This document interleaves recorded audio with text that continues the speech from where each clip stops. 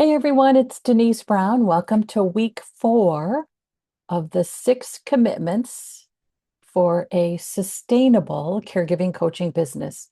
Week 4 is about consistency.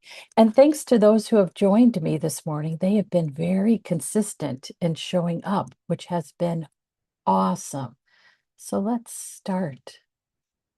I love your wedding picture, Gloria. It's awesome. Okay. All right. So here we go. I think of consistency. Just want to make sure everybody can see my screen. Okay, great. I think of consistency is critical because consistency creates trust. And you guys, because you've been joining me these Saturday mornings, are consistent, which means you are trustworthy. And I think that's so important to remember when you're working with family caregivers who have lost trust in so much. They've lost trust in their family system. They've lost trust in the healthcare system. They've lost trust within their friendship circle. They've lost trust with their employer. We could go on and on and on.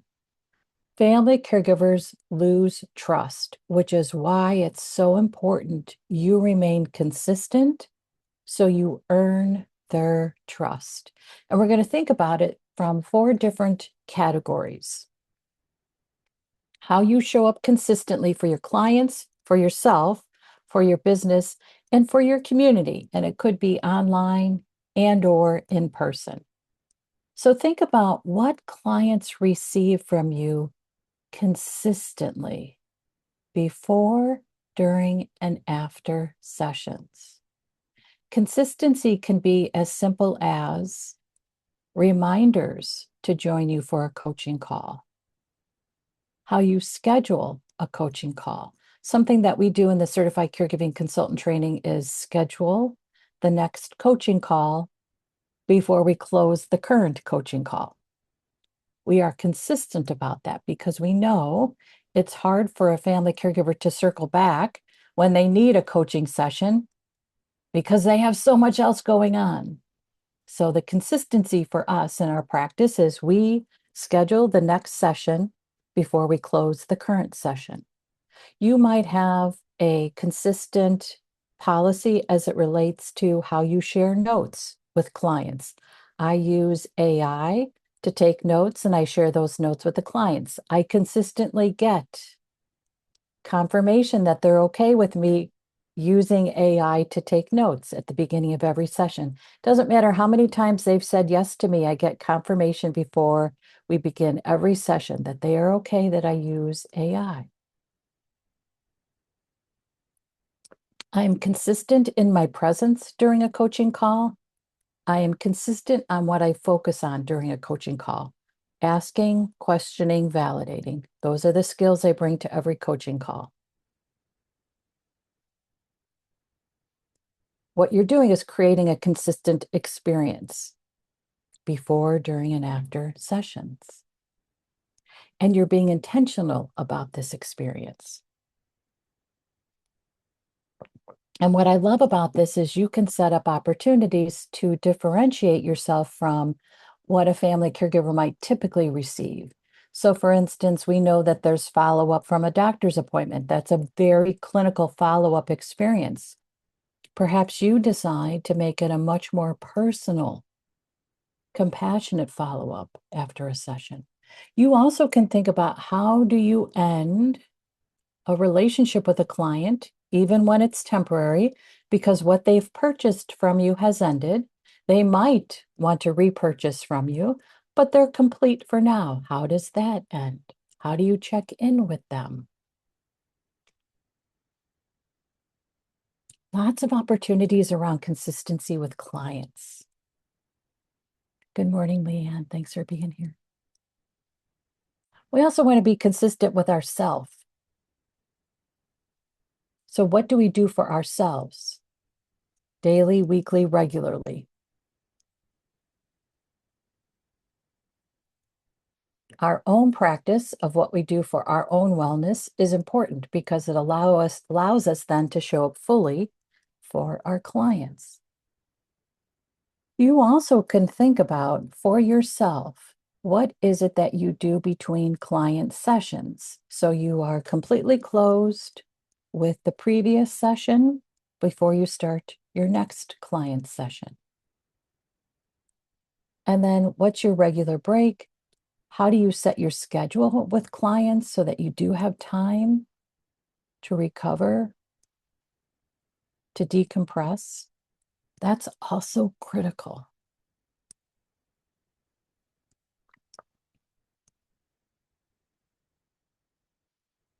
And then think about what drives your business. What are the consistent tracking tools that you use? I just set up a system with my AI tool. I use Claude for my financials, and I'm so happy about it. It's taken me a while to figure out what is the right system for me. Oh, and I've figured it out, and I feel great about it. I used to have a lot of anxiety about it, but because I figured out the right one, it's a relief. And I have no dire emotional reaction to it when I think about it, which I think is a good solution. You can think about what's your marketing strategy? What are your lead generating activities? We're going to talk about that for a minute and in just a minute. But what do you do that's consistent marketing wise? And then how do you create opportunities for yourself within your business? And opportunities can include deepening your knowledge so that you can offer additional type of programs and services for family caregivers. For instance, I went through life coach training in 2004. That really formed what I built in the certified caregiving consultant training. Then in 2024, I went through a training program to become a better keynote speaker. I have been doing keynote presentations since about 1999, and I had a goal of doing a keynote without a PowerPoint. That was very important to me. So I thought, I need help figuring this out. So I enrolled in a training program, and I can now deliver a keynote without a PowerPoint.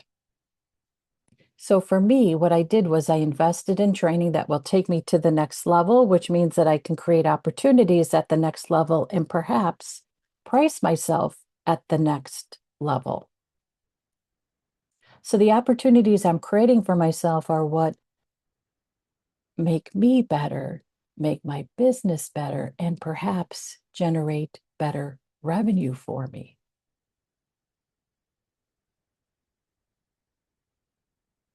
So when we think about what our business is, we want to think clearly about where we want to go and how do we get there.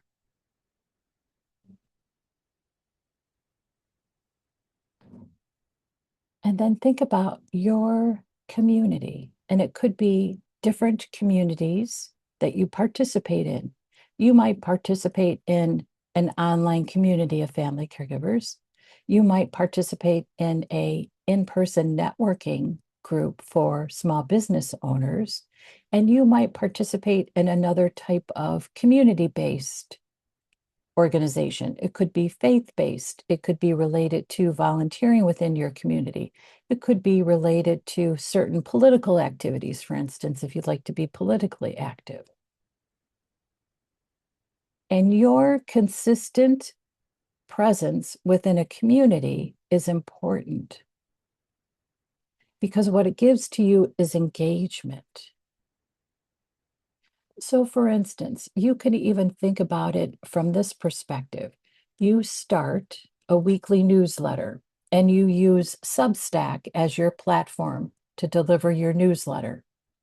Whenever there's a comment on your newsletter, you respond to it.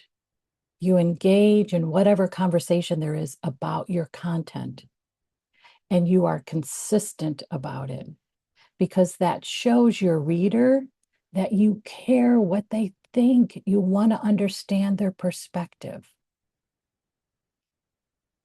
You don't want to be the person who simply throws out content and then leaves.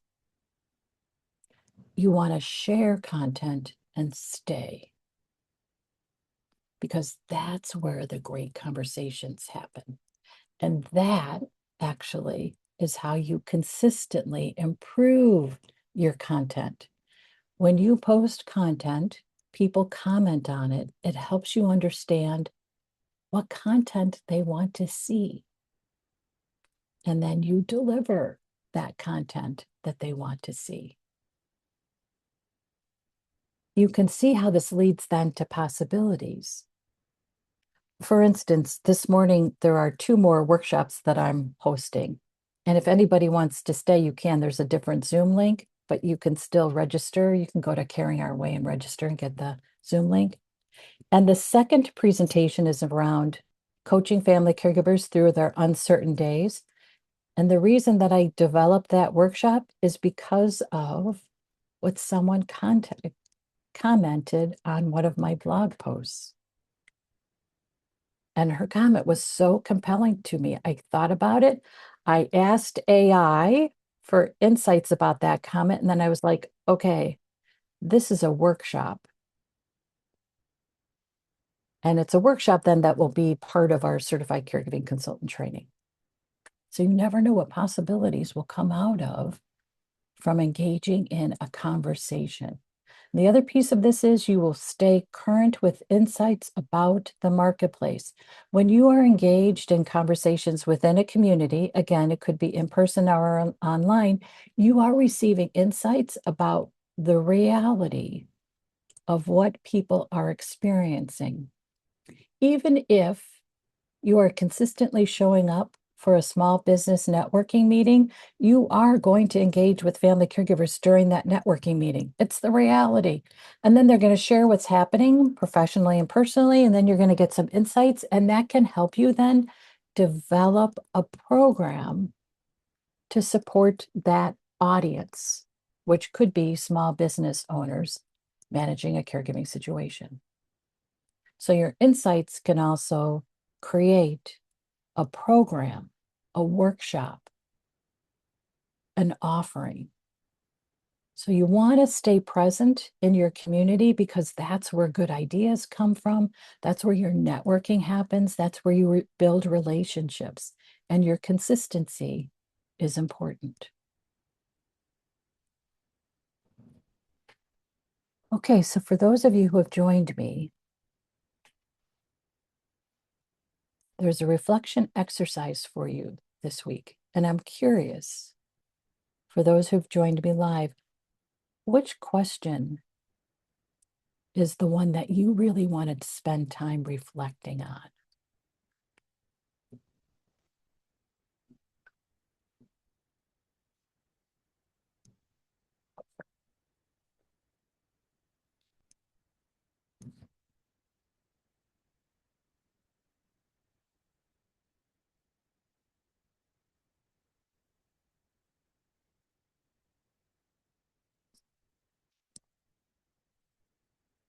Marilyn, I can't tell if you're getting ready to share. If you, oh, okay.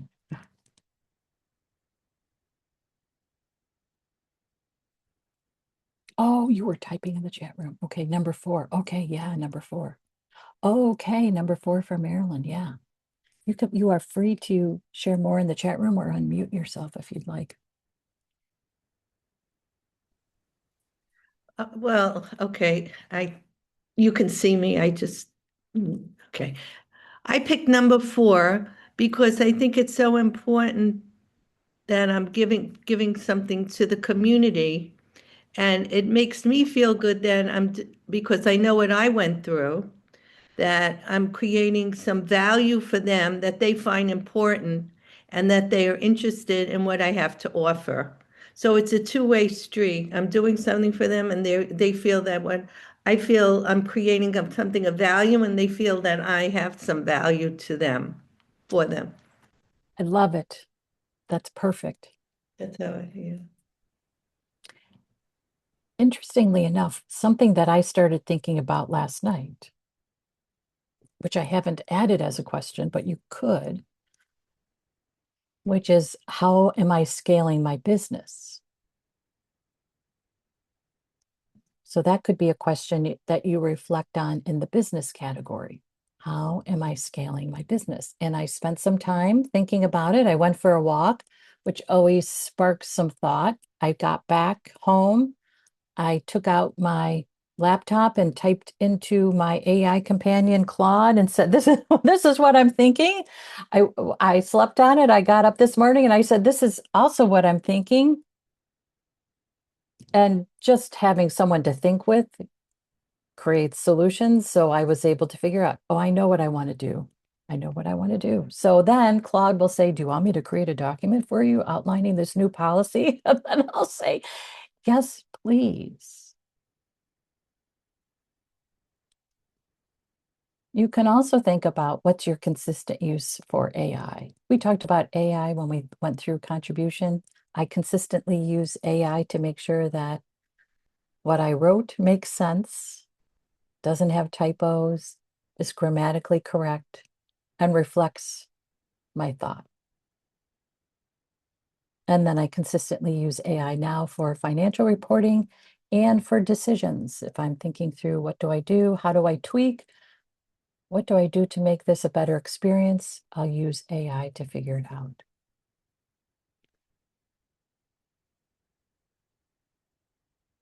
Okay, so here's our closing thought for today. Consistency creates trust. Oh boy. And for family caregivers in particular, trusting you is really important. So you want to show up in a way that demonstrates you are trustworthy. We're going to close our 5-week series next week. We're going to do 2 next week, courage and currency. And I just want to remind you that if you're interested in the certified caregiving consultant training, which actually teaches you how to become a coach and consultant for family caregivers, you can go to our website, careyersacademy.com/consult. And if you're thinking about it, keep in mind that our prices increase May 1st. So if you enroll before May 1st, you get our best price point. You can pay in full, you can pay over installment payments. There is no interest if you pay over installments. Okay, thanks for being here. I'm excited about closing up next Saturday. So I'll see you again a week from today. We're going to close up our special series and we're going to talk about currency and courage, because I think that those oftentimes go hand in hand. Okay, thanks everybody.